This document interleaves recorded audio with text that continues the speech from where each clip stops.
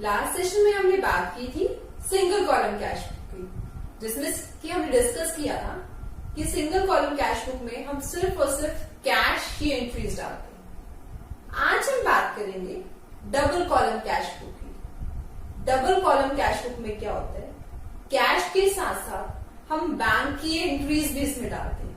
इसका मतलब एक कॉलम हम कैश की एंट्रीज के लिए बनाते हैं और दूसरा कॉलम बैंक की एंट्रीज के लिए बनाते हैं। ठीक है, अब इसका फॉर्मेट सेम वही है। देखो, डेबिट साइड, क्रेडिट साइड, बस एक कॉलम ऐड हो गया है बैंक, जिसमें कि हम वो वाली एंट्रीज डालने वाले हैं जो कि बैंकिंग चैनल के थ्रू रूट हो रही है। ठीक है, अब कैश बुक में जो कैश कॉलम है उसका हमेशा बैलेंस ओपनिंग डेबिट ही होता है। क्यों? बिकॉज हमारे पास जितना है कैश हम उतना ही यूज कर सकते हैं, उससे ज्यादा तो यूज नहीं कर सकते। तो या तो ये डेबिट बैलेंस होगा या फिर जीरो बैलेंस होगा। लेकिन बैंक कॉलम की हम बात करें तो उसका बैलेंस डेबिट साइड में भी हो सकता है और क्रेडिट साइड में भी हो सकता है। डेबिट साइड में यानी कि वो वाला बैलेंस जो हमारा अपना बैलेंस है, और अगर क्रेडिट साइड में आता है तो वो ओवरड्राफ्ट बैलेंस होता है। आज हम जो बात करेंगे वो वाली कैश बुक की बात करेंगे जिसमें कि बैंक का डेबिट बैलेंस गिवन है। ओवरड्राफ्ट की बात हम नेक्स्ट सेशन में करेंगे। ठीक है, अब हम एक छोटा सा क्वेश्चन कर रहे हैं। ठीक है, ये हम बुक्स प्रिपेयर कर रहे हैं MCY मुंबई की मार्च के मंथ की कैश बुक बना रहे हैं हम, double column cash book. Double column cash book को हम 2 कॉलम कैश बुक भी कहते हैं। ठीक है, आइए क्वेश्चन स्टार्ट करते हैं। फर्स्ट एंट्री है मार्च 1, 2019 की cash in hand ₹35,000, cash at bank 70,000। दोनों ही ओपनिंग बैलेंसेस गिवन है। अगर ये ओडी बैलेंस होता तो स्पेसिफिकली ओडी मेंशन होता, लेकिन यहां मेंशन नहीं है। इसका मतलब बैंक वाला बैलेंस भी हमारा डेबिट बैलेंस है। So to balance brought down, 35,000 cash के नीचे लिखे क्योंकि कैश का बैलेंस 35,000 है, और 70,000 हमने लिखा बैंक के नीचे क्योंकि बैंक का ओपनिंग बैलेंस है। बस ध्यान रखना कि डेबिट साइड में रिसीव्स आएगा और क्रेडिट साइड में पेमेंट्स आएंगे। क्यों? क्योंकि ये दोनों ही एसेट अकाउंट है। इंक्रीज होता है तो डेबिट और डिक्रीज होता है तो क्रेडिट। ठीक है, नेक्स्ट एंट्री है मार्च 4 को receive cash from Mohan ₹2,000। Mohan से कितना अमाउंट रिसीव हुआ है? 2,000, और उसको हमने डिस्काउंट दिया है ₹200 का। As I told you in earlier session कि जो हमारा डिस्काउंट अलाउड है उसकी यहां पर एंट्री नहीं होती। क्यों? क्योंकि हम क्या जनरल एंट्री पास करेंगे डिस्काउंट अलाउड की? मोहन टू डिस्काउंट अलाउड या discount allowed to Mohan. Discount allowed को डेबिट करेंगे क्योंकि ये एक्सपेंस है, तो हमने क्या एंट्री पास करेंगे? Discount allowed to Mohan. ठीक है, इसलिए यहां पर इसकी एंट्री नहीं हो रही है। डिस्काउंट अलाउड यहां हम एंटर नहीं करेंगे। ठीक है, इसकी जनरल एंट्री पास करनी होगी। अगर क्वेश्चन में आपको बोला है तो आप क्या एंट्री पास करोगे? Discount allowed debit to Mohan, amount है हमारा ₹200। नरेशन में क्या लिखेंगे? Being discount allowed on payment received. Next entry देखते हैं। Purchase goods for ₹20,000 plus CGST and SGST at 6%। अब गुड्स परचेज किए, इसका मतलब क्या है? पेमेंट हो रही है हमारी साइड से, तो हमने क्या किया? मार्च 7 को बाय परचेजेस अकाउंट। कितने अमाउंट का परचेजेस था हमारा?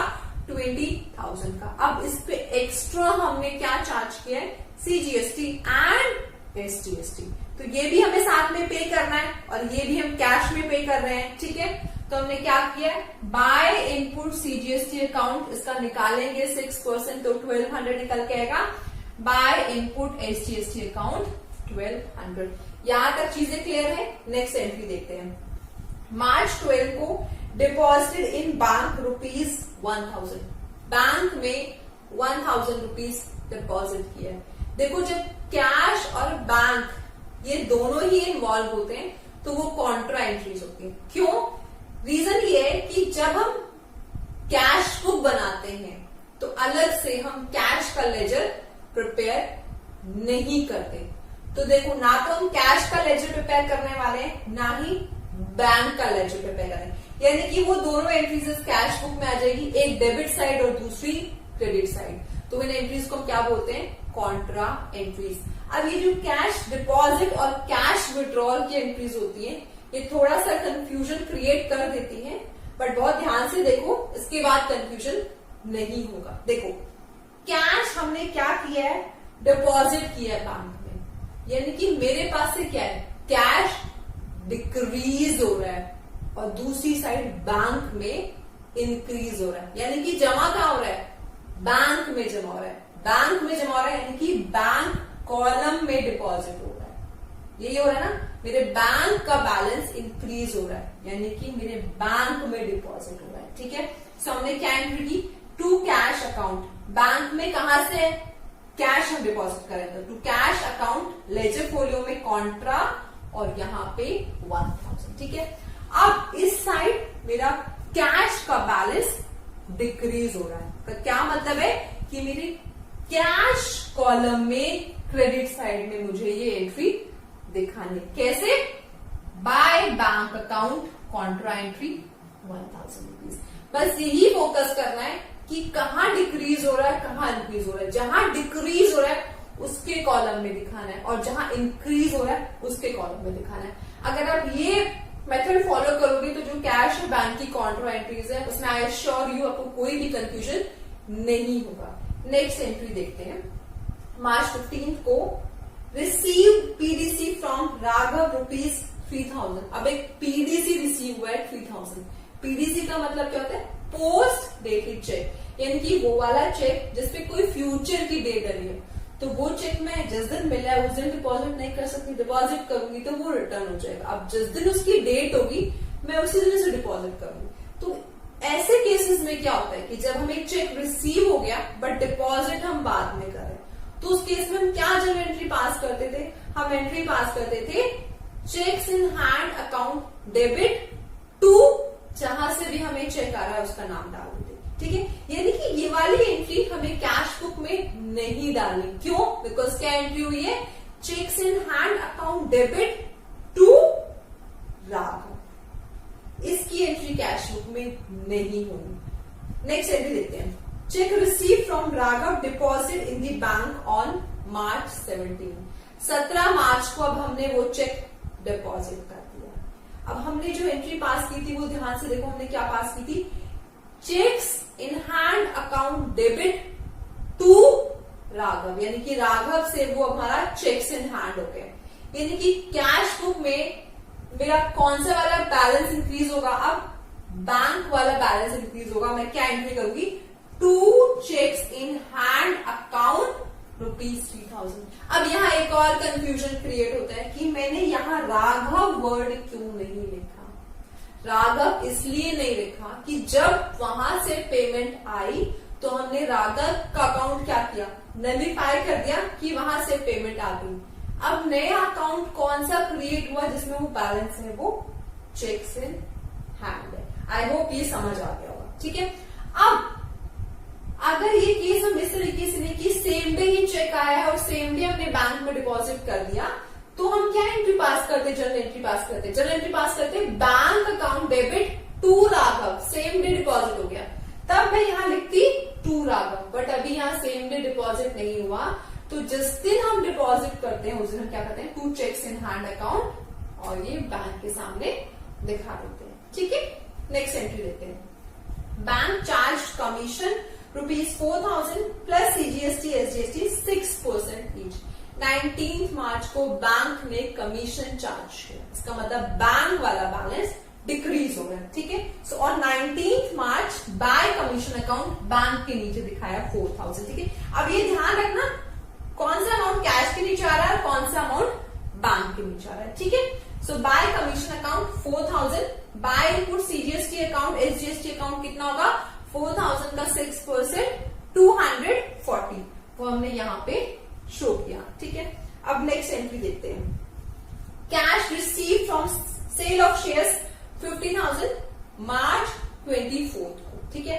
अब अगर सेल ऑफ शेयर्स से कुछ अमाउंट आ रहा है तो वो क्या है, शेयर्स क्या होते हैं हमारे लिए, इन्वेस्टमेंट होती है, तो उसकी हम क्या करेंगे, टू इन्वेस्टमेंट्स अकाउंट 50,000, क्योंकि कैश में था तो मैंने कैश के नीचे 50,000 यहाँ शो करे, ठीक है।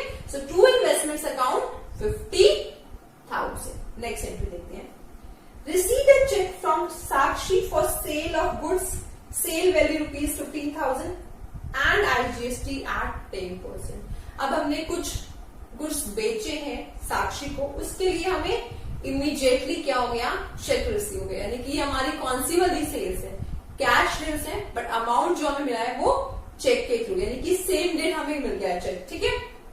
सो हमने क्या किया, मार्च 27 को टू सेल्स अकाउंट, क्यों, क्योंकि ये मेरी कैश सेल्स है, क्रेडिट सेल्स होती तो हम नाम लिखते, बट कैश सेल्स है, और दूसरी चीज क्रेडिट सेल्स होती तो हम इसे कैश बुक में नहीं दिखाते, उसकी जर्नल एंट्री पास करते, ठीक है। सो टू सेल्स अकाउंट कितना चेक आया 1500 प्लस उसमें उसने हमें एसजीएसटी नहीं, इस केस में आईजीएसटी, उसने हमें आईजीएसटी भी 10% के हिसाब से पे किया, ठीक है।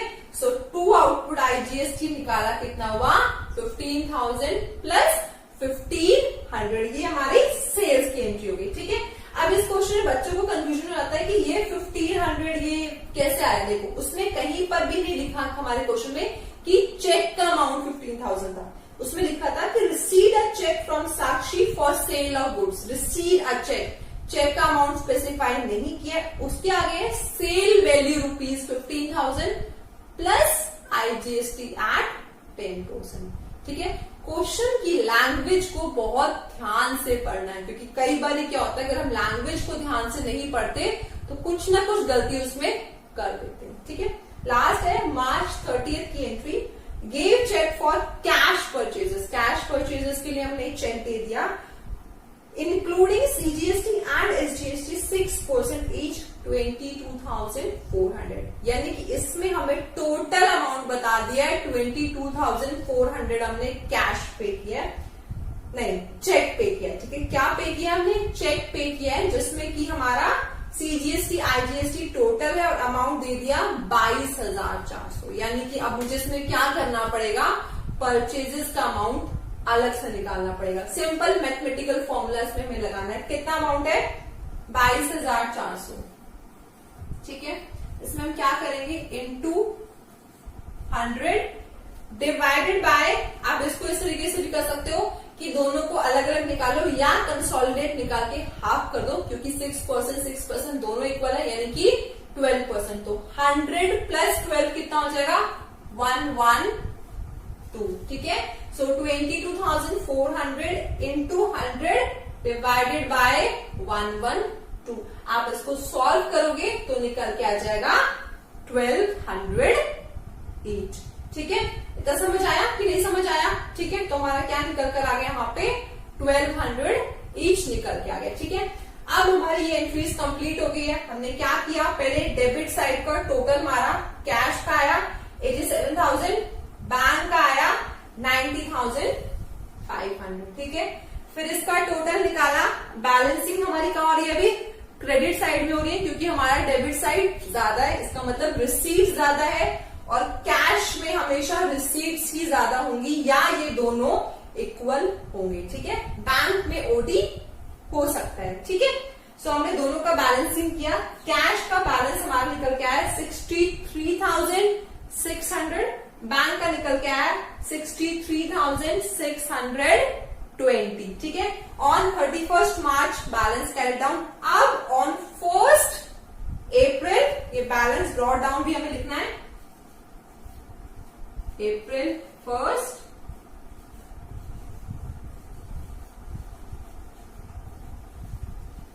बैलेंस ब्रॉट डाउन कितना कितना है 63,600 और द 63,620।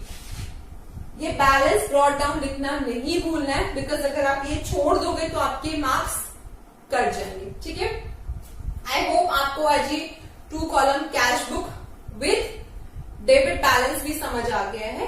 नेक्स्ट सेशन में will discuss about OD balance से कैसे करना है। ठीक है, यस, शेयर सब्सक्राइब लाइक करना मत भूलना, एंड उसमें जो आइकन होता है हमारा बेल आइकन, वो भी प्लीज प्रेस कर दीजिएगा कि आप मेरी जो भी फ्यूचर की वीडियोस हैं वो आपकी मिस ना हो। Thank you so much for watching my videos.